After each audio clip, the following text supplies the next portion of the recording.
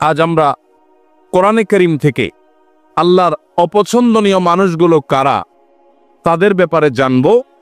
এবং আজকের এই মাহফিলে যদি আমাদের কারোর মধ্যে সেই গুণটি থাকে, সেই দোষটি থাকে, সেই বদভ্যাসটি থাকে যেটার কারণে আল্লাহর অপছন্দনীয় মানুষের তালিকায়, আল্লাহর অপ্রিয় মানুষের তালিকায় আমার নাম চলে গেছে, তাহলে সেক্ষেত্রে আমরা দ্রুততার সাথে এই মাহফিলে বসেই তওবায়ে নাসুহা করে, খাঁটি অন্তরে তওবা করে এখান থেকে আমরা যাব যে ওই বদভ্যাসটা ত্যাগ করে আল্লাহর প্রিয় পাত্র হওয়ার চেষ্টা করব। ঠিক আছে তো ইনশাআল্লাহ? তাহলে আমরা কোরআনের আয়াত থেকে আপনাদেরকে জানাবো যে আল্লাহ অমুককে অপছন্দ করেন। আপনি সাথে সাথে টর্চ দিয়ে দেখবেন আপনার মধ্যে সেটা আছে কিনা, আমি সাথে সাথে দেখবো আমার মধ্যে আছে কিনা। যদি দেখি যে আল্লাহর অপছন্দনীয় মানুষদের যে তালিকা আছে তাদের মধ্যে আমিও পড়ে যাই, তাহলে মাহফিল থেকে উঠার আগে আগে এখানে বসেই নিয়ত করে ফেলবো যে এই বদভ্যাসটা ছেড়ে আল্লাহর অপছন্দনীয় মানুষের কাতার থেকে আমাকে বের হতে হবে। কারণ আল্লাহর অপছন্দনীয় মানুষের তালিকায় যদি নাম থাকে, এই লোক আল্লাহর সৃষ্টি জগতের সবচেয়ে হতভাগা, সবচেয়ে কপাল পোড়া। কারণ আল্লাহ কাউকে অপছন্দ করেন, ঘৃণা করেন, এর মানে হলো তার ঠিকানা জান্নাত না জাহান্নাম। আজ আমরা কোরআনে কারীম থেকে আল্লাহর অপছন্দনীয় মানুষগুলো কারা তাদের ব্যাপারে জানব। অতএব আল্লাহর অপছন্দনীয় মানুষদের তালিকা জেনে সেই তালিকায় নিজের অন্তর্ভুক্তির কথা যদি আমরা টের পেয়ে যাই, কাল বিলম্ব না করে জানার সঙ্গে সঙ্গে তওবা করব, তওবায়ে নাসুহা করব, খাঁটি অন্তর থেকে তওবা করব যে আল্লাহ আমি এখান থেকে বেরিয়ে এসেছি। আপনি তওবা করে যদি সেটা ছেড়ে দেন এবং ওই বদভ্যাস থেকে বেরিয়ে আসেন, আপনি অটোমেটিকলি স্বয়ংক্রিয়ভাবে আল্লাহর অপছন্দনীয় মানুষদের তালিকা থেকে আপনার নাম আপনি কাটায় নিলেন ইনশাআল্লাহ। এরপর কোরআনে আল্লাহর পছন্দনীয় মানুষদের যে তালিকা আছে, আল্লাহ তাআলা ধৈর্যশীলদেরকে ভালোবাসেন। ইন্নাল্লাহা ইউহিব্বুল মুতাওয়াক্কিলিন, তিনি আল্লাহর প্রতি ভরসাকারীদেরকে আল্লাহ ভালোবাসেন। ইন্নাল্লাহা ইউহিব্বুত তাওয়াবিন, আল্লাহ তওবাকারীদেরকে ভালোবাসেন। ওয়া ইউহিব্বুল মুতাতাহিরিন, পবিত্রতা ভালোভাবে অর্জন করে যারা, সুন্দর করে ওযু করে, ভালো করে ফরজ গোসল করে, উত্তম রূপে কাপড় চোপড় পাক সাফ করে, এই মানুষগুলোকে আল্লাহ তাআলা পছন্দ করেন। আল্লাহর পছন্দনীয় মানুষের তালিকাও কোরআনে দেওয়া আছে। আমরা সেই তালিকায় প্রবেশ করতে পারবো যদি অপছন্দনীয় মানুষের তালিকা থেকে নিজেকে বের করতে পারি। সবাই নিয়ত করবো তো ইনশাআল্লাহ? মোহতারাম হাজরিন, 6 নম্বর পারার একেবারে প্রথম আয়াত, এই আয়াতে আল্লাহ রাব্বুল আলামিনের অপছন্দনীয় মানুষদের অপছন্দনীয় কাজের কথা আল্লাহ তাআলা বলেছেন। সর্বপ্রথমে আমরা সেটিকে বলতে চাই। সেটা কি? সেটা হলো কোনো মন্দ কথা, কোনো খারাপ কথা, কোনো বাজে কথা, এটা যদি কেউ প্রকাশ করে বেড়ায়, এটা যদি বলে বেড়ায়, এটা বলি জাহির, যেটা যদি জাহির করে বেড়ায়, এটা যদি ছড়াছড়ি করে বেড়ায়, তো এটা আল্লাহ অপছন্দ করেন। কারণ কোনো খারাপ জিনিস যদি ছড়াছড়ি করা হয়, তাতে সমাজে ভালো হয় না, খারাপ হয়। একটা খারাপ জিনিস যখন খুব বেশি ছড়াছড়ি হয়, মানুষ সেটা চর্চা করে, গীবত শিকায়েতের মধ্যে ডুবে, পরনিন্দার মধ্যে ডুবে, মানুষ ধারণা করে এক লাইন জানলে তার সাথে আরো এক লাইন যোগ করে আরেকজনের চরিত্র হনন করে। এই জন্য মন্দ কোনো কিছু পেলেই সেটাকে ছড়াছড়ি করে বেড়ানো, এটা আল্লাহর অপছন্দনীয় কাজ। ফেসবুকের এই যুগে, সোশ্যাল মিডিয়ার এই যুগে, এমনকি অফলাইনেও চায়ের দোকানে বসে বসে মা বোনরা 2-4 জন একসাথ হলে কোনো একটা কিছু পাইলেই হলো, ওই তিলকে তাল বানায়া ওইটাকে রসিয়ে রসিয়ে আমরা গল্প করে করে ওই মন্দ জিনিসটা একজন থেকে আরেকজন, আরেকজন থেকে আরেকজন, এক চা দোকান থেকে আরেক চা দোকান, এক আইডি থেকে আরেক আইডি, প্রয়োজনে অপ্রয়োজনে আমাদের কোনো জাতীয় স্বার্থ থাকুক বা না থাকুক, আমরা এই জাতীয় মন্দ জিনিস পেলে ছড়াছড়ি অনেকে করি কি করি না। আল্লাহ সুবহানাহু ওয়া তাআলা বলেছেন, লা ইউহিব্বুল্লাহুল জাহরা বিস-সুই মিনাল কাওলি ইল্লা মান যুলিম।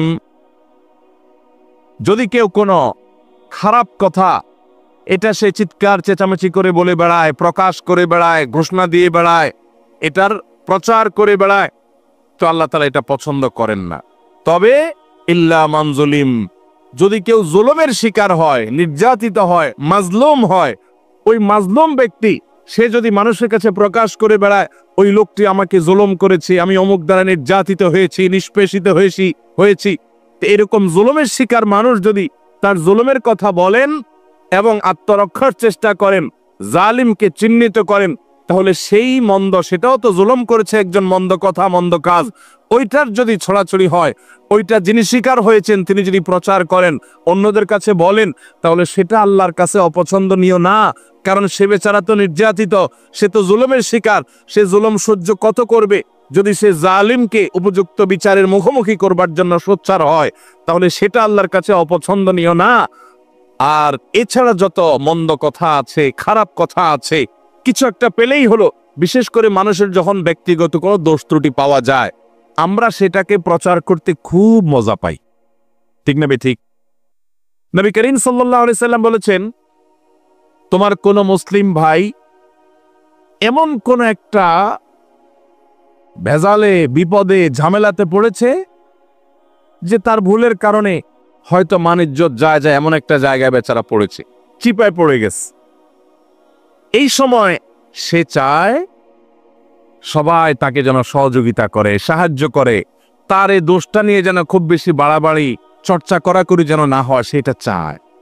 ওই সময় যদি কোনো আল্লাহর বান্দা দাঁড়িয়ে ওই ব্যক্তির ইজ্জতকে বাঁচাবার চেষ্টা করে যে ভুলে হয়ে গেছে, অথবা এরকম জটিল কিছু না, বেচারাকে একটু তার সম্মানটাকে রক্ষা করার চেষ্টা করে, তাহলে সেক্ষেত্রে যে এই উদ্যোগ নিল একজনের ইজ্জতকে বাঁচাবার জন্য, এই বেচারাও, এই লোকটাও তার জীবনে কখনো যদি এরকম বিপদে পড়ে, তাহলে আল্লাহ সুবহানাহু ওয়া তাআলা তার ইজ্জতকে এইভাবে রক্ষা করবেন। নবী করিম সাল্লাল্লাহু আলাইহি সাল্লাম বলেছেন, মান সাতারা মুসলিমা সাতারাল্লাহু লাহু ইয়াউমাল কিয়ামাহ। যে ব্যক্তি কোনো মুসলমানের দোষ গোপন করবে, কিয়ামতের ময়দানে মানব ইতিহাসের সকল সদস্য, আদম আলাইহিস সালাম থেকে নিয়ে কিয়ামত হওয়া পর্যন্ত আগত সকল মানুষ যখন উপস্থিত থাকবে, সবার সামনে ওই ব্যক্তির দোষটাকে আল্লাহ তাআলা ডেকে এনে গোপন করে দিবেন। আল্লাহ ডেকে কাছে এনে আল্লাহ রাব্বুল আলামিন বলবেন, চাদরে আবৃত, আপনি আল্লাহর কাছাকাছি এসেছেন। আল্লাহ সুবহানাহু ওয়া তাআলা বলবেন, বান্দা তুমি অমুক অমুক গুনাহ যে করেছো, আতাযকুরু যামবা কাযা ওয়া যামবা কাযা, তোমার অমুক অমুক পাপ, অমুক অমুক অনাচার, জুলুম, হারাম কাজ যে করেছো, তোমার কি মনে পড়ে? বান্দা বলবে, আল্লাহ অবশ্যই মনে পড়ে, সব তো প্রমাণ এভিডেন্স সহ আছে আল্লাহর কাছে। তখন আল্লাহ বলবেন, দুনিয়াতে সেটা আমি ঢেকে রেখেছিলাম, মানুষের সামনে প্রকাশ করে নাই। মানুষের সামনে তুমি ভালো ছিলা, কিন্তু তোমার তলে তলে দোষ ছিল, আমি ঢেকে রেখেছিলাম, প্রকাশ করি নাই। আজকেও ঢেকে রাখলাম, প্রকাশ করলাম না, তোমাকে মাফ করে দিলাম। আল্লাহর পক্ষ থেকে এই বিশাল বড় নেয়ামতটা ভাই, আপনার, আমার, ওনার আমাদের সবার প্রয়োজন ভাই। আমাদের দোষ ত্রুটি যদি সব আল্লাহ তাআলা প্রকাশ করে দেন, আমরা রাস্তায় চলতে পারবো না। কি বলেন? রাস্তায় চলার উপায় থাকবে? আপনার ছেলে মেয়ের সামনে, আপনার ভাই বোনের সামনে, আপনার মা বাবার সামনে, আপনার বন্ধু বান্ধবের সামনে আপনার সকল দোষ ত্রুটি, নারী ভুঁড়ি সব যদি আল্লাহ তাআলা প্রকাশ করে দেন, এক মুহূর্ত পৃথিবীতে টিকা সম্ভব হবে? তাহলে কিয়ামতের ময়দানে আল্লাহ যদি আমাদের দোষ গোপন না করে প্রতিটা দোষ যদি প্রকাশ করেন, এর চাইতে বড় শাস্তি, এর চাইতে বড় আযাব আর কি হতে পারে? সে আযাব থেকে বাঁচার জন্য অন্যতম উপায় এবং মাধ্যম হলো দুনিয়াতে মানুষের দোষ ত্রুটি পেলেই সেটা বলে বেড়ানোর এই মানসিকতা পরিহার করতে হবে। হ্যাঁ, কিছু দোষের প্রচার প্রয়োজন আছে মানুষকে সাবধান করার জন্য, সতর্ক করার জন্য, সেটাও যতটুকু না করলে নয় ততটুকু। এর বাইরে মানুষের দোষ নিয়ে অহেতুক চর্চা করে বেড়ানো, বিশেষ করে আবারও বলছি, ফেসবুকের এই যুগে, টুইটার, সোশ্যাল মিডিয়ার এই যুগে, টিকটকের এই যুগে, কিছু একটা পেলেই হলো এক শ্রেণীর ভাইরা আছি আমরা ওইটা নিয়ে রাস্তায় ঝাঁপায়া পড়ি। আল্লাহ আমাদের সবাইকে হেদায়েত দান করুন। তাহলে এক শ্রেণীর মানুষের কথা জানলাম, যাদেরকে আল্লাহ তাআলা অপছন্দ করেন, আল্লাহ তাদের পছন্দ করেন না। আল্লাহ বলেছেন, ইন্নাল্লাহা লা ইউহিব, ইন্নাহু লা ইউহিব বা লা ইউহিব্বুল্লাহ। আল্লাহ তাআলা অপছন্দ করেন কাদেরকে? লা ইউহিব্বুল্লাহুল জাহরা বিসসুই মিনাল কাওলি ইল্লা মান যুলিম। কোন খারাপ কথা এটাকে যে চিৎকার করে বেড়ায়, প্রকাশ করে বেড়ায়, ঘোষণা দিয়ে বেড়ায়, এটাকে আল্লাহ অপছন্দ করেন। তাহলে কোনো খারাপ জিনিসের ছড়াছড়ি করা যাবে না। আল্লাহ আমাদেরকে এই হারাম কাজ থেকে, এই নাজায়েজ কাজ থেকে, এই গুনাহের কাজ থেকে বেঁচে থাকার তৌফিক দান করো। যেই গুনাহ যত ভয়াবহ, শয়তান ওইটা আমাদের কাছে তত মজাদার করে দেয়। তাহলে একটা জানলাম আমরা, খারাপ জিনিসের ছড়াছড়ি, খারাপ কথা, খারাপ বিষয়, খারাপ ঘটনা, এগুলার অপ্রয়োজনীয় বিশেষ কোনো স্বার্থ বা যৌক্তিক কারণ ছাড়া ওইটার ছড়াছড়ি আল্লাহ তাআলা পছন্দ করেন না। এক নাম্বার 2, সীমালঙ্ঘনকারীকে আল্লাহ তাআলা পছন্দ করেন না। আল্লাহ বলেছেন, ইন্নাল্লাহা লা ইউহিব্বুল মুতাদিন। আল্লাহ তাআলা সীমালঙ্ঘনকারীকে পছন্দ করেন না। ভাইরা আমার, সীমালঙ্ঘনকারী কারা? সীমালঙ্ঘনকারী হলো ওই ব্যক্তিরা যাদের জন্য আল্লাহ তাআলা সীমানা ঠিক করে দিয়েছেন, সে সীমানা ক্রস করে চলে যায়। আপনি দেখা দিতে পারবেন অমুক অমুক অমুক অমুক নারীর সাথে, যাদের সাথে আপনার রক্তের সম্পর্ক আছে, নিজের স্ত্রী ছাড়া তাদের সাথে আপনি দেখা দিতে পারবেন। এছাড়া আপনার যাদের সাথে দেখা দেওয়া জায়েজ, মাহরাম, তাদের সাথে আপনি দেখা দিতে পারবেন। এটা আল্লাহর সীমানা। এর বাইরে বাকিদের সাথে দেখা দেওয়া যাবে না। এটা হলো আল্লাহর সীমানা। এখন যদি সেই সীমানা ক্রস করে আপনি যেই কোনো নারীর ছবি পেলেন, ভিডিও পেলেন, ফুটেজ পেলেন, ফেসবুকে পেলেন, পেপারে পেলেন, ম্যাগাজিনে পেলেন, যেখানে পেলেন, রাস্তাঘাটে পেলেন, আপনি চান্সে তাকে দেখে নিলেন, মনে মনে হারাম স্বাদ আস্বাদন করলেন, জল্পনা কল্পনা করলেন, তাহলে আল্লাহ যে সীমানা দিয়েছেন সেই সীমানাটা আমরা ক্রস করলাম কি করলাম না? আল্লাহ যাদের সম্পর্কে, যাদের সাথে দেখা দেওয়াকে জায়েজ করেছেন, তাদের গণ্ডি ওভারটেক করে যাদের সাথে দেখা দেওয়ার অনুমতি আল্লাহ দেন নাই, আপনি সেখানেও গিয়ে দেখেছেন, তাহলে সীমানা ক্রস করছেন কি করেন নাই? এটা হলো সীমালঙ্ঘন। সীমালঙ্ঘনের আরো বহু দিক আছে। তাহলে আল্লাহ যেগুলোকে হারাম করেছেন সেগুলোতে লিপ্ত হলে সেটা হলো সীমালঙ্ঘন। আমাদের সমাজে কিয়ামতের আগে আরো কত কিছু দেখা যাবে ভাইরা। যারা সীমালঙ্ঘন করে তারা বরং উল্টা যারা সীমালঙ্ঘন করে না তাদেরকে সীমালঙ্ঘনের কথা অনেক সময় বলে। যেমন আপনি পাবলিক পরিবহনে যাচ্ছেন, একজন যুবক বা দুজন যুবক একসাথে যাচ্ছে, ঝাঁকানাকা গান ফুল ভলিউমে মোবাইলে বাজায় দিয়া নাচতে নাচতে যাচ্ছে। আপনি যদি বলেন যে ভাই রে, বাবা রে, এত জোরে গানের আওয়াজ দিয়ে রাখছো, আমার তো অসুবিধা হয় বা আমি গান শুনতে চাই না, তোমরা হয় হেডফোন দিয়ে শুনো আর না হলে বন্ধ করো, আশপাশে মানুষের ডিস্টার্ব করিও না। আল্লাহ এটাকে হারাম করেছেন, তুমি মুসলমানের সন্তান না, তাহলে তুমি এটা শুনিও না। এটা বলার পর দেখবেন অনেক যুবক আছে বলবে যে হুজুর বেশি বাড়াবাড়ি করা ভালো না, আল্লাহ সীমা লঙ্ঘনকারীরা অপছন্দ করেন। দেখবেন তখন ওয়াজ শোনাই দিবে। আছে না না এরকম লোক? আপনি হারাম কাজ থেকে যখন নিষেধ করবেন তখন বলবে হুজুররা বেশি বাড়াবাড়ি করে। তো যে ব্যক্তি আল্লাহর সীমানা ক্রস করে চলে গেল, বাড়াবাড়ি তো সে করলো, যে নিষেধ করলো সে তো বরং আল্লাহর সীমানা ক্রস করতে নিষেধ করেছে, সে তো বরং সীমার মধ্যে থাকতে চাচ্ছে।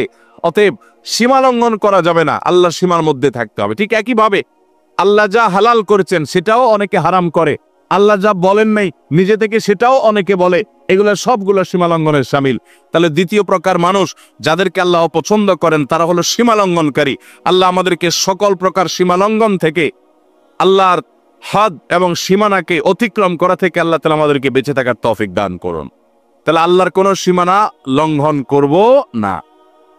নাম্বার 3, যারা খেয়ানত করে, আমানত দিলে আমানত রক্ষা করে না, আমানত নষ্ট করে, পাপিষ্ঠ খারাপ মানুষ, গুনাহ করে বেড়ায়, নাজায়েজ কাজ করে বেড়ায়, কোনো ভয় নাই তার অন্তরে, এই মানুষগুলোকেও আল্লাহ তাআলা পছন্দ করেন না।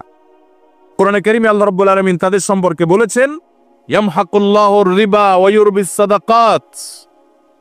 আল্লাহ তাআলা রিবা এটাকে ধ্বংস করবেন, সুদকে ধ্বংস করেন, আর সাদাকাতকে আল্লাহ রাব্বুল আলামিন বাড়িয়ে দেন।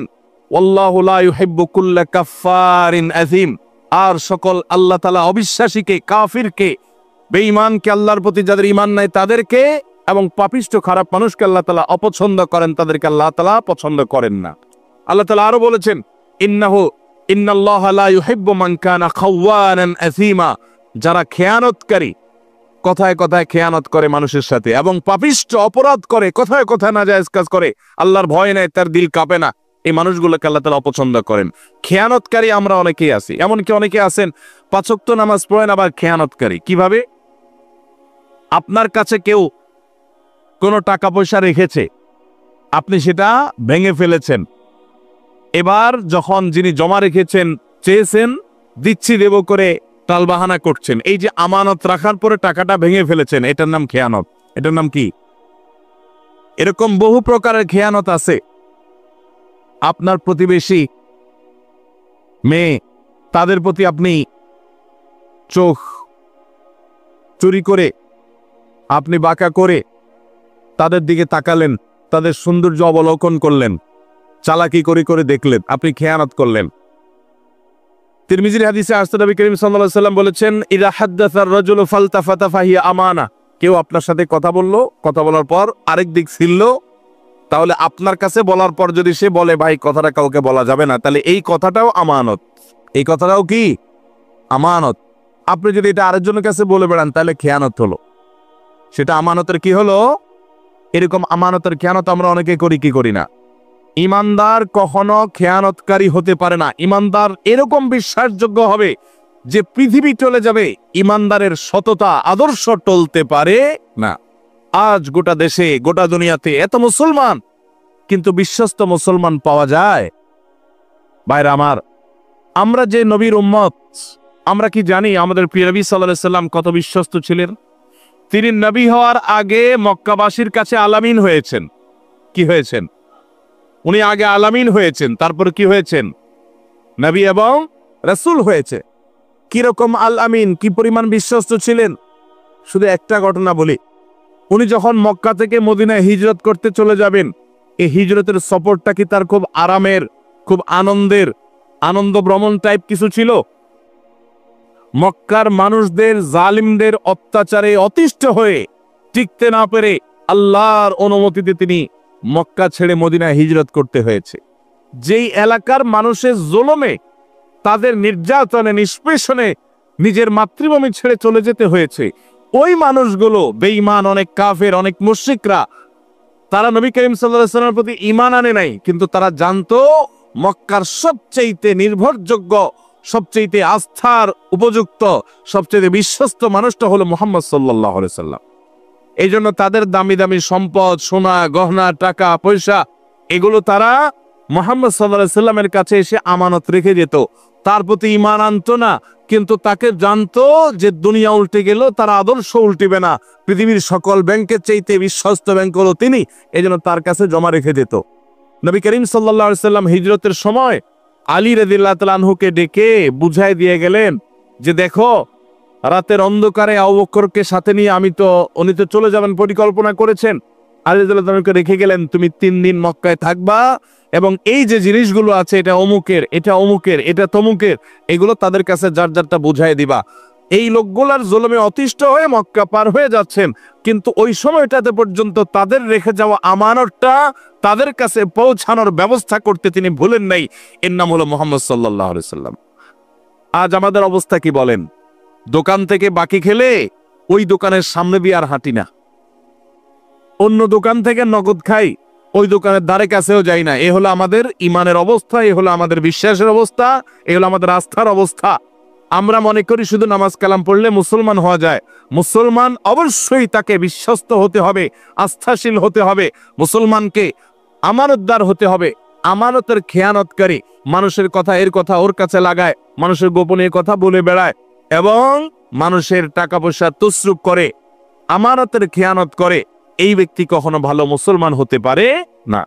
এজন্য ভাইরা আমার, তৃতীয়ত আল্লাহর কাছে অপ্রিয় ব্যক্তি হলো আমানতের খেয়ানতকারী ব্যক্তি এবং যত পাপাচার আছে এগুলোতে লিপ্ত ব্যক্তি। 4 নম্বর, জালিম, অত্যাচারী, অবিচারী। আল্লাহ তাআলা তাদের সম্পর্কে বলেছেন, ইন্নাহু লা ইউহিব্বুজ জালিমিন। নিশ্চয় আল্লাহ রাব্বুল আলামিন জালিমদেরকে কখনো পছন্দ করেন না। অনেক লোক আছে দেখবেন, নামাজ পড়ে, রোজা রাখে, হজ করে, দান সাদাকা করে, ওয়াজ নসিহত করে, ওয়াজ নসিহত শুনে, কোরআন তেলাওয়াত করে, তাসবিহ তাহলিল করে। অনেক মহিলারা, মা বোনরা আছেন, তারা পর্দা পুশিদাও করে, কিন্তু আবার অন্যের প্রতি জুলুমও করে। আছে না নাই? শাশুড়ি তসবিহ হাত থেকে নামে না, কিন্তু ছেলের বউর উপর অত্যাচার করে। আছে না নাই? নিজের মেয়েটার শরীরটাতে তাও দেয়, আর আরেকজনের মেয়েকে পুত্রবধূ করে আনছে, তাকে খাটাতে খাটাতে পাগল বানায় ফেলায়। আছে না নাই? নিজের মেয়েটার কোনো দোষ চোখে পড়ে না, কিন্তু পরের মেয়েটার শুধু দোষ না গুণটাও দোষের মতো দেখে। আছে না নাই? অনেক শ্বশুর আছেন কপালে দাগ পড়ে গেছে সেদ্ধা দিতে দিতে, কিন্তু জুলুম করেন, নানাভাবে জুলুম করেন। জমিতে যখন তিনি চাষাবাদ করতে যান আরেকজন আইল ঠেলেন, জমি বাড়ান। আছে না নাই?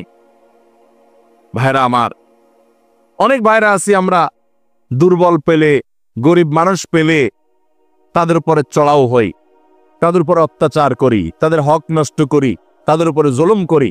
মনে রাখবেন, জুলুম এত ভয়াবহ অপরাধ, এত ভয়াবহ অপরাধ, কিয়ামতের ময়দানে কোন চতুষ্পদ জন্তু তারা কি আমাদের মতো তাদের আমলের কোনো হিসাব নিকাশ হবে? গরু, ছাগল, হাঁস, মুরগি, যত রকমের আল্লাহর সৃষ্টি আছে মানুষ ছাড়া, জিন ছাড়া, তাদের কোনো হিসাব নিকাশ হবে? আল্লাহ তাআলা হাঁস মুরগিকে বলবেন যে কি পরিমাণ খাইছো, হালাল খাইছো না হারাম খাইছো, হিসাব দিয়ে যাও। এরকম কোনো কথা আছে কোরআন হাদিসে? হাঁস মুরগি যদি আরেকজনের ঘরে যায়া তার প্লেট থেকে ভাত খেয়ে চলে আসে, কিয়ামতের ময়দানে আল্লাহ তাদেরকে জাহান্নামের শাস্তি দিবেন, এমন কোনো কথা আছে? কারণ তাদের এইসব হিসাব নিকাশ নাই, এগুলো হবে মানুষের। কিন্তু ভাইরা আমার, জুলুম এরকম একটা অপরাধ, এরকম একটা গুনাহ, জীবজন্তু পশু পাখিরাও যদি একজন আরেকজনের প্রতি জুলুম করে, কিয়ামতের ময়দানে শুধু ওই একটা অপরাধের বিচার তাদের হবে। নবী করিম সাল্লাল্লাহু আলাইহি ওয়াসাল্লাম বলেছেন, শিং বিশিষ্ট কোন প্রাণী, ধরুন একটা গরু, সে শিং নাই এমন একটা প্রাণীকে যদি গুতা মারে, অর্থাৎ অত্যাচার অবিচার করে, দুর্বল যে তার প্রতি, কিয়ামতের ময়দানে আল্লাহ তাআলা ওই দুর্বলকে শিং দিবেন, অর্থাৎ শক্তি দিবেন, দিয়ে বলবেন যে এবার তুমি ওই সবল যে তোমার প্রতি জুলুম করেছিল দুনিয়াতে, তুমি তার প্রতিকার, তার বিহিত করতে পারো নাই, বিচার পাও নাই, আজকে তুমি তার প্রতিশোধ গ্রহণ করো। একই মাপের গুতা তাকে মেরে তার শাস্তি, তার প্রায়শ্চিত্ত তুমি নিশ্চিত করো, বুঝিয়ে দাও। তাদেরকে সৃষ্টি করবেন আবার আল্লাহ তাআলা। পশু পাখি এমনি তো মৃত্যুর পর মাটির সাথে মিশে যাবে, কিন্তু যারা জুলুম করেছে ওই পশু পাখিগুলোকে, ওই প্রাণীগুলোকে আল্লাহ তাআলা আবার জীবিত করবেন। জালেমকেও, মাজলুমকেও, যে জুলুম করেছে তাকেও, যার প্রতি জুলুম করা হয়েছে তাকেও। এরপরে ওই প্রাণীদের মধ্যে পর্যন্ত যে নির্যাতিত হয়েছে তাকে দিয়ে আল্লাহ তাআলা জালিম এবং নির্যাতনকারী, অবিচারকারী, অত্যাচারী ওই প্রাণীটিকে পর্যন্ত আল্লাহ তাআলা শাস্তি দিবেন। এরপরে বলবেন, কোন তোরাবা, যাও তোমরা মাটি হয়ে যাও। এবার মাটির সাথে তারা মিশে যাবে, তাদের না জান্নাত আছে না জাহান্নাম আছে। ভাইরা আমার, জুলুম এত ভয়াবহ অপরাধ, এত ডেঞ্জারাস বিষয় যে আল্লাহ সুবহানাহু ওয়া তাআলা পশু পাখিদের কোনো হালাল হারামের বাজ বিচার করবেন না, তাদের অন্য কোনো বিষয়ের কোনো হিসাব নিকাশ নেবেন না। কিন্তু তারাও যদি জুলুম করে আল্লাহ রাব্বুল আলামিন এইভাবে পাকড়াও করবেন। তাহলে মানুষ হয়ে যদি আপনি কারো প্রতি জুলুম করেন, কার প্রতি অবিচার করেন, কার প্রতি অত্যাচার করেন, আপনি নিশ্চিত থাকেন, আপনি যত ইবাদত বন্দেগী করেন, আপনি যত তাসবিহ তাহলিল করেন, আপনি যত ওয়াজ মাহফিল শোনেন, আপনি যত লম্বা লম্বা কথা বলেন, আপনি যত নেক আমল করেন না কেন, জালিম এবং অত্যাচারীর অত্যাচার অবিচারের বিচার হওয়া ছাড়া আল্লাহ তাআলা একটি কদম কিয়ামতের ময়দানের সামনে যেতে দিবেন না। ভাইরা আমার, নবী করিম সাল্লাল্লাহু আলাইহি সাল্লাম বলেছেন, সেদিন আসার আগে নিজেদের মধ্যকার দেনা পানা, কাউকে জুলুম করেছো, কাউকে গালি দিয়েছো, কারোর প্রতি অবিচার করেছো, এগুলোর বিচার, এগুলোর বিহিত, এগুলোর ক্ষমা চাওয়া, এগুলো সব ঝামেলা চুকায় নাও সেদিন আসার আগে, যেদিন কেউ কারোর কোনো উপকারে আসবে না, কেউ কাউকে ছাড় দিবে না। ভাইরা আমার, নবী করিম সাল্লাল্লাহু আলাইহি সাল্লাম সাহাবীদেরকে জিজ্ঞাসা করেছেন, আতাদরুনা মানিল মুফলিস, তোমরা কি জানো সবচেয়ে বড় ভিখারি কে? সাহাবীরা বললেন, আল মুফলিসু ফিনা মান লা দিনার লাহু ওয়া লা দিরহামা। হে আল্লাহর রাসূল, যার কোনো টাকাও নাই, পয়সাও নাই, আমরা জানি সেই সবচেয়ে ভিখারি, সেই সবচেয়ে হতভাগা।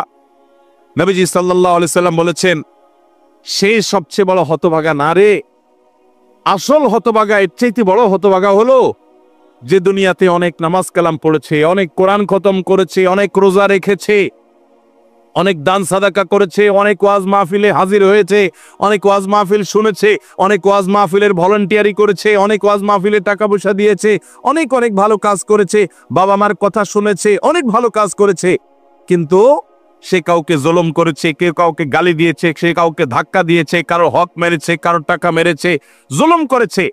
কিয়ামতের ময়দানে সকল পাওনাদার হাজির হবে, একজন একজন করে সবার পাওনার বিচার আল্লাহ করবেন।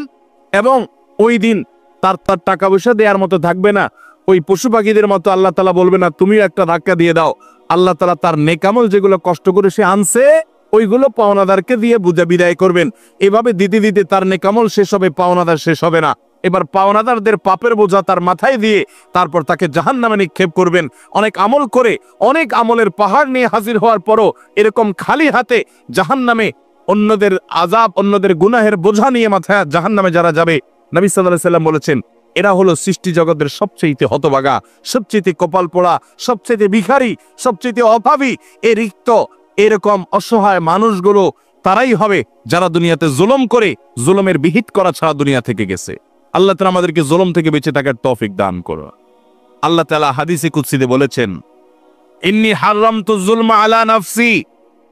ও বান্দারা, আল্লাহ বলছেন যে আমি নিজের প্রতি নিজে জুলুমকে হারাম করে দিয়েছি। ওয়ামা রাব্বুকা বিযাল্লামিল লিল আবিদ। তোমাদের রব তার কোন বান্দার প্রতি কোন প্রকার জুলুম করবেন না, কোন প্রকার জুলুম করবেন না। আল্লাহ বলেছেন আমি নিজের প্রতি নিজে জুলুমকে হারাম করে দিয়েছি, অতএব তোমরাও একে অন্যের প্রতি খবরদার জুলুম করবে না। আমরা অনেকে আছি জুলুমকে কোনো বিষয় মনে করি না।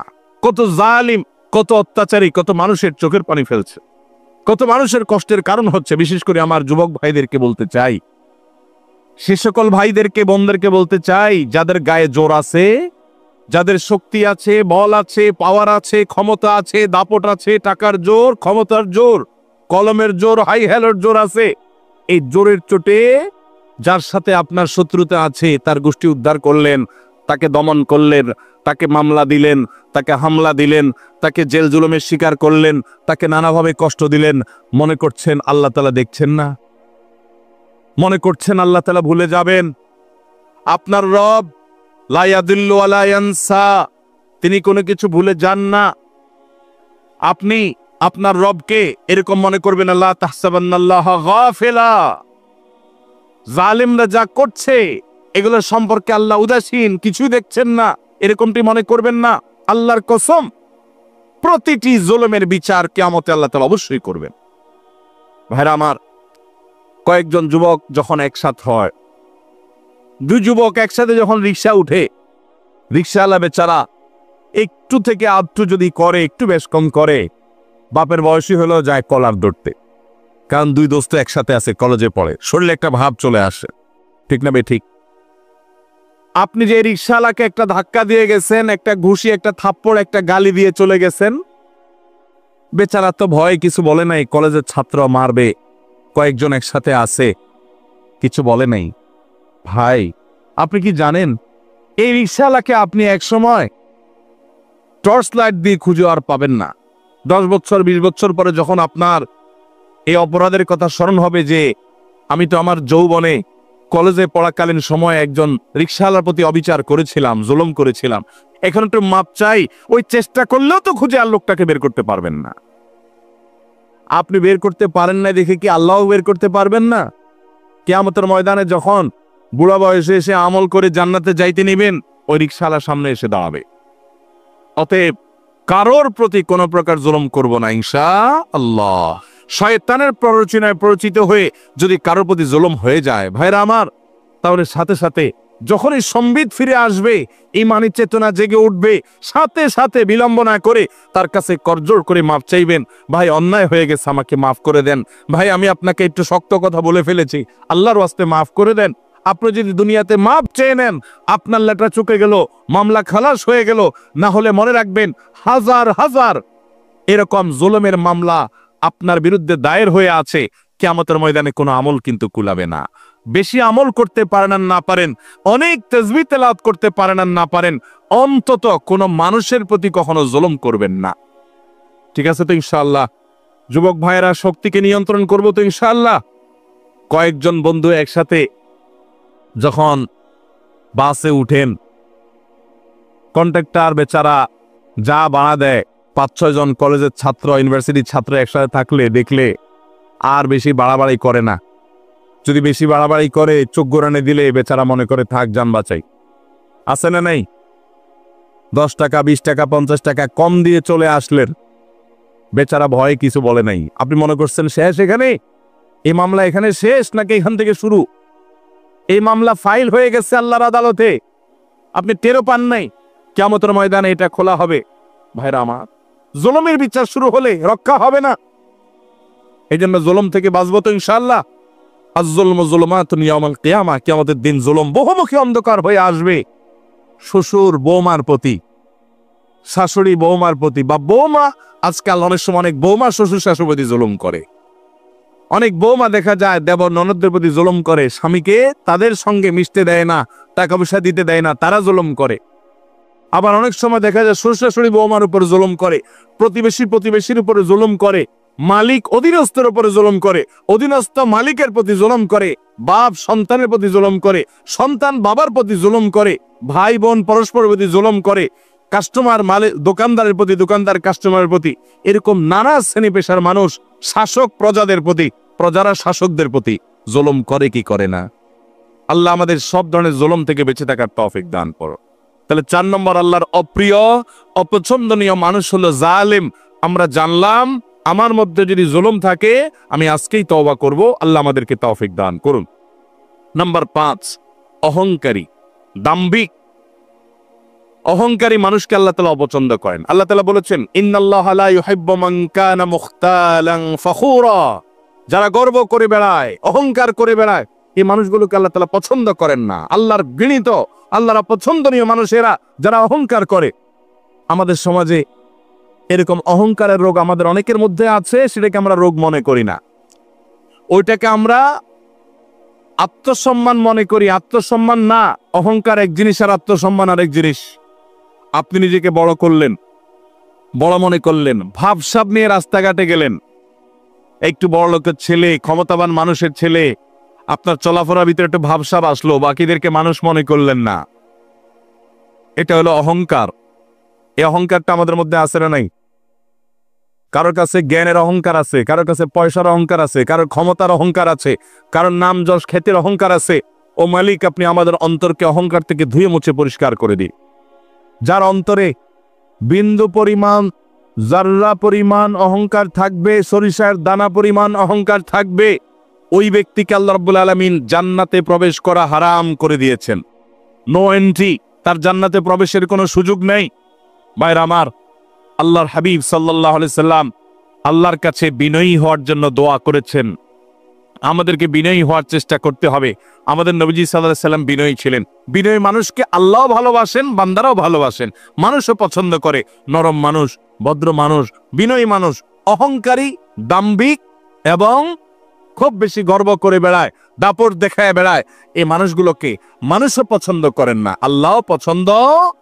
অতএব মাটির মানুষ হব, চলাফেরায়, আচার আচরণে, কথায় যেন কোনো অবস্থাতে অহংকার প্রকাশ না হয়। আল্লাহ রাব্বুল আলামিন হাদিসে কুদসিতে বলেছেন, অহংকার হলো আমার চাদর। আল্লাহ বলছেন, এই অহংকার যদি কেউ করে তাহলে সে আমার চাদর নিয়ে টানাটানি করে, আর যে আমার চাদর নিয়ে টানাটানি করে আল্লাহ রাব্বুল আলামিন তাকে ছিঁড়ে ফেলবেন, তাকে জাহান্নামে নিক্ষেপ করবেন, তার জন্য জান্নাত হারাম। অতএব অহংকার করা যাবে না। আল্লাহ আমাদেরকে বিনয়ী হওয়ার তৌফিক দান করুন। 6 নম্বর হলো যারা সমাজে ফাসাদ সৃষ্টি করে। ফাসাদ সৃষ্টি করে, ফাসাদের মধ্যে সবচেয়ে বড় ফাসাদ অনেক মুফাসসিরদের মতে কাবিরা গুনাহ যারা লিপ্ত হয়, শিরকে যারা লিপ্ত হয়, শিরক করে, এটা বড় ফাসাদ। ঠিক একইভাবে দুনিয়াতে শান্তি নষ্ট করে যারা, দেখবেন অনেক লোক আছে দাঙ্গা হাঙ্গামা, গন্ডগোল, ফাসাদ, মারামারি, কাটাকাটি, এগুলোই তাদের ভালো লাগে, ফাসাদ করতে ভালো লাগে, শান্তি ভালো লাগে না। আল্লাহ বলেছেন, ইন্নাল্লাহা লা ইউহিব্বুল মুফসিদিন। আল্লাহ তাআলা ফিতনা এবং ফাসাদকারী মানুষকে পছন্দ করেন না। এটা হলো 6 প্রকারের মানুষ, 6 নম্বর প্রকার। 7 নম্বর হলো ওই সমস্ত মানুষগুলো যারা অহমিকা দেখায়, অহংকার করে, আগে যে ফখর করে, গৌরব করে, বড়াই করে বেড়ায়, তাদেরই মতোই, সেটারই আপনার আল্লাহ রাব্বুল আলামিন ভিন্নভাবে প্রকাশ করেছেন, ইন্নাহু লা ইউহিব্বুল মুস্তাকবিরিন। যারা ইস্তিকবার করে, যারা সত্যকে অস্বীকার করে, অহমিকা বশত মানতে চায় না, আল্লাহ তাআলা তাদেরকে পছন্দ করেন না। 8 নম্বর হলো যারা দুনিয়া পেয়ে এত খুশি হয়ে যায় যে মনে হচ্ছে সে জান্নাত হাতের কাছে পেয়ে গেছে। মানে দুনিয়াদার যখন খুব মারাত্মক পর্যায়ের হয় তখন দুনিয়া পেলেই সে শুধু খুশি হয়, বাস তার কাছে আখিরাতের কোনো দাম নাই। মনে রাখবেন, দুনিয়ার কোনো নেয়ামত পেলে খুশি হওয়াটা দোষের না, কিন্তু আনন্দে আত্মহারা হয়ে গেলেন, এটার মানে হলো আপনার অন্তরে দুনিয়া ভরে গেছে। কথা কি বুঝাতে পারছি? অনেক লোক আছে দেখবেন যে দুনিয়ার কোনো অর্জন হলে খুশিতে একদম বাগবা, সে লাফালাফি, মনে হচ্ছে জান্নাত পেয়ে গেছে। আবার দুনিয়ার যদি কোনো ক্ষতি হয়ে যায়, সে এমন ভাবে ভেঙে পড়ে, মনে হচ্ছে তার সব শেষ হয়ে গেছে। এটা কোনো মুসলমানের চরিত্র না। ইমানদারের চরিত্র হলো দুনিয়া অর্জন হচ্ছে, আলহামদুলিল্লাহ, আল্লাহ শুকর আদায় করলাম, এত আহামরি খুশির কিছু নাই, কারণ আমি তো এখনো জান্নাত পেয়ে যাই নাই। ঠিক না বে ঠিক? আমি যে খুশি হয়েছি, এই খুশি হওয়াটা আমার 16 কলায় পরিপূর্ণ হতো, এই খুশি হওয়াটা আমার পূর্ণতা পেত যদি আল্লাহ আমাকে জান্নাতের ঘোষণা দিতেন। কোরআনে আল্লাহ বলেছেন, ফামান যুহজিহা আনিন নারি ওয়া উদখিলাল জান্নাতা ফাকাদ ফাজ, যাদেরকে জাহান্নাম থেকে আস্তে আস্তে দূরে সরানো হবে, আর কিয়ামতের দিন জাহান্নাম থেকে তাকে মুক্ত ঘোষণা করা হবে, জান্নাতে যখন প্রবেশ করানো হবে, এই ব্যক্তি আসল সাকসেস, আসল সফল হয়ে গেল। তার এই সফলতা আর কখনো ব্যর্থতায় পর্যবসিত হবে না। এই হলো আসল সাকসেস এবং সফল মানুষ। ভাইরা আমার, সেই সফল, সেই সার্থক মানুষ আমাদেরকে হতে হবে এবং তার জন্য চেষ্টা করতে হবে। এই জন্য ইমানদারের সুখী হওয়ার একটা গুরুত্বপূর্ণ টনিক হলো এটা, যে ইমানদার কোনো অর্জনে খুব বেশি আত্মহারা হতে যাবে না, আনন্দ করবে, আনন্দ আত্মহারা হবে না। আবার কোনো ক্ষতিতে কষ্ট হতে পারে, মানুষ হিসাবে কষ্ট হওয়াটা স্বাভাবিক, কিন্তু কষ্টের চোটে ভেঙে পড়বে না। কথা কি বুঝতে পারছি? ভাইরা আমার, আমি যখন মাদ্রাসায় পড়ি, আজ থেকে অনেক বছর আগের কথা, সম্ভবত 2 যুগ 2.5 যুগের মতো হয়ে গেছে, আমি অনেক ছোট ছিলাম। আমার মনে আছে যে একবার ঈদের সময় শহর থেকে গ্রামের বাড়িতে যাব, তো বাসের টিকিট পাওয়া খুব টাফ। আমি একটা টিকিট পেয়ে গেছি ভালো বাসে। তো খুব লাফাতে লাফাতে, আমার আব্বার এক বন্ধু ছিলেন, খুব দিনদার, খুব আল্লাহ ভীরু, এখনো বেঁচে আছে, আমার সে চাচার কাছে এসে খুব আনন্দ জাহির করতে করতে, একটু বেশি আনন্দ করছিলাম, ছাত্র মানুষ, যে চাচা আমি তো টিকিট পেয়ে গেছি। তখন চাচা আমার এই অতিরিক্ত আনন্দ দেখে বললেন, বাবা তুমি মাদ্রাসায় পড়ো, তুমি আলেম হতে যাচ্ছ, তোমার এই অতিরিক্ত আনন্দটা আমার কাছে ভালো লাগে নাই বাবা। আমি বললাম, চাচা এটা কেমন কথা বললেন? আমি একটা টিকিট পাইছি, খুশির খবর, আপনার ভালো লাগে নাই মানে? তিনি আমাকে বলছেন, বাবা তুমি খুশির খবর পেয়েছ, এজন্য খুশি হয়েছ, আমিও খুশি। আমি বোঝাতে চাইছি যে একজন মুসলমান, সে দুনিয়ার কোনো অর্জনে এত পাগল পড়া হবে না, তার কাছে দুনিয়াটা এত গুরুত্বপূর্ণ কিছু না। আল্লাহ করে নেয়ামত দিয়েছেন, সে অবশ্যই খুশি হবে। আল্লাহর নেয়ামতে খুশি প্রকাশ করাটাও কোরআনের নির্দেশ, কিন্তু খুশির চোটে আত্মহারা হবে না, এত পাগল পড়া হবে না, কারণ জান্নাত তো পেয়ে যাও না এখনো। তুমি টিকিট পেয়েছ, যদি জান্নাত তোমার আল্লাহ তাআলা না দেন, আল্লাহ না করুন জাহান্নাম দেন, তাহলে তোমার এই খুশির 2 পয়সা কোনো দাম আছে? তো এত আত্মহারা হওয়া, এটা তোমার ইমানের সাথে যায় না বাবা। ঠিক একইভাবে আমাদের সমাজে অনেক মানুষ আছি, আমরা একটু বিপদ আপদ হলে আমরা ভেঙে পড়ি, একদম স্যাড ব্যাড, মানে আমরা একেবারে মনে হয় যে আমি শেষ। ইমানদার মনে রাখবে, আমার যদি সব হারিয়ে যায়, সব হারিয়ে যায়, আর বিনিময়ে আল্লাহ তাআলা যদি আমার জন্য জান্নাতটা রাখেন, ব্যবসা লাভের না লসের? সব হারিয়ে গেল, একটা অ্যাক্সিডেন্টে আমার সম্পদ, টাকা পয়সা, ব্যবসা বাণিজ্য, আপনজন সব হারিয়ে গেল, সবাই বেঈমানি করলো, সবাই দূরে সরাই দিল, আমার বিপদ আপদ হতে থাকলো, কোনোটা দূর কোনো বিপদ সরল না, কোনো অর্জন হলো না, সব দিক থেকে ক্ষতি হয়ে গেল। দুনিয়ার সব সম্পদ, সব ইজ্জত, সব চলে যাওয়ার বিনিময়ে যদি আল্লাহ বলেন, বান্দা তোমাকে আমি জান্নাতটা দিয়ে দিলাম, লাভ হলো না লস হলো? 50-60 বছরের কষ্টের বিনিময়ে যদি অনন্তকালের, অসীম কালের জন্য চির সুখের ঠিকানা আমার নিশ্চিত হয়ে যায়, তাহলে আমার লাভ হলো না লস হলো? এই জন্য ইমানদার কোনো দুঃখে, কোনো বেদনায় একেবারে ভেঙে পড়বে, এটা তার ইমানের সাথে যায় না, এটা বেঈমানের চরিত্র হতে পারে। ইমানদার সবর করবে, আর যে কোনো ভালো কাজে আল্লাহর শুকর আদায় করবে, খুশি হবে, কিন্তু আত্মহারা পাগল হবে না। এই জন্য আল্লাহ রাব্বুল আলামিন কোরআনে কারিমে বলেছেন, ইন্নাল্লাহা লা ইউহিব্বুল ফারিহিন, নিশ্চয়ই আল্লাহ রাব্বুল আলামিন কোন অতিরিক্ত আনন্দে আত্মহারা, দুনিয়াবি কোনো বিষয় পাওয়ার পরে করে পাগল পরা হয়ে যাওয়া, এই অতিরিক্ত দুনিয়া করা মানুষ, দুনিয়া খাই করা মানুষ, এই মানুষগুলোকে আল্লাহ পছন্দ করেন না। অতএব ভাইরা আমার, আমরা আল্লাহ রাব্বুল আলামিনের কাছে আমরা পানা চাইবো আল্লাহ যেন আমাদেরকে এরকম দুনিয়ার মধ্যে ডুবায় না রাখেন। আজ যে পৃথিবীতে আমরা বসবাস করছি, ভোগবাদের দুনিয়া। কিসের দুনিয়া ভাই? ভোগবাদ। চতুর্দিকে দেখবেন শুধু ভোগের আহ্বান। যত বিজ্ঞাপনী, বিলবোর্ড, যত অ্যাডভার্টাইজ, যত আহ্বান, সব দেখবেন কিসের? ভোগের। দুনিয়াতে মস্ত বড় খাওয়া দাওয়ার ফুর্তি করো, আগামীকাল বাঁচবে কিনা বলতে পারো, ভোগ করো। আর ইসলাম বলে মানুষকে ভোগ নয়, প্রয়োজন যা তা অবশ্যই তুমি ভোগ করো, কিন্তু তোমার প্রয়োজনের বেশি ভোগ করবে না, বরং ত্যাগ করতে শিখো। ভোগে নয়, বরং ত্যাগেই আনন্দ আছে, ত্যাগেই তোমার পরিতৃপ্তি আছে।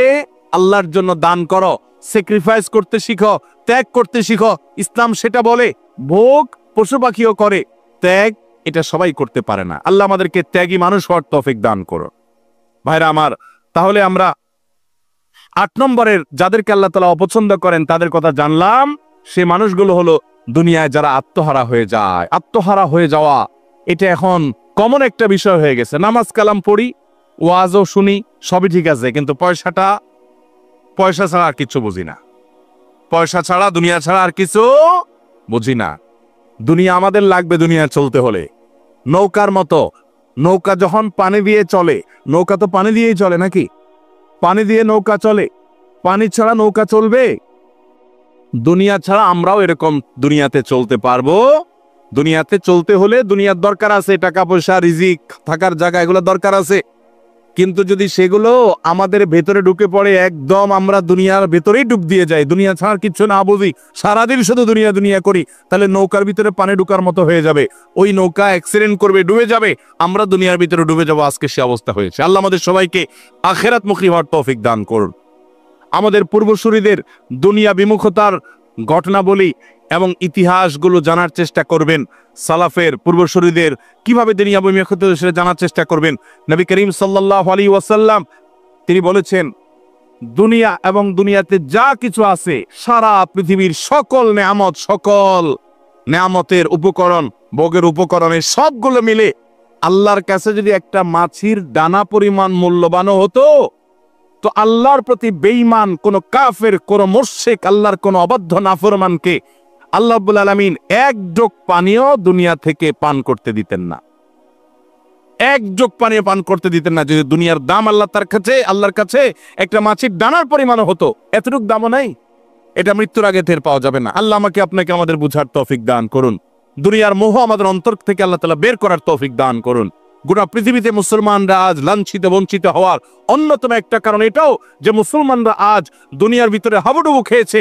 নবী করিম সাল্লাল্লাহু আলাইহি সাল্লাম তার এক হাদিসে বলেছেন যে একটা সময় আসবে যে খাবার সামনে নিয়ে যেরকম কাফিররা, খাবার সামনে নিয়ে যেরকম খাদকরা টানাটানি করে ভাগযোগ করে খেয়ে ফেলে, তোমরা মুসলমানরা দুনিয়াতে তোমাদেরকে অমুসলমানরা কাফেররা ভাগযোগ করে খাবে, লুটপাট করে জুলুম করবে।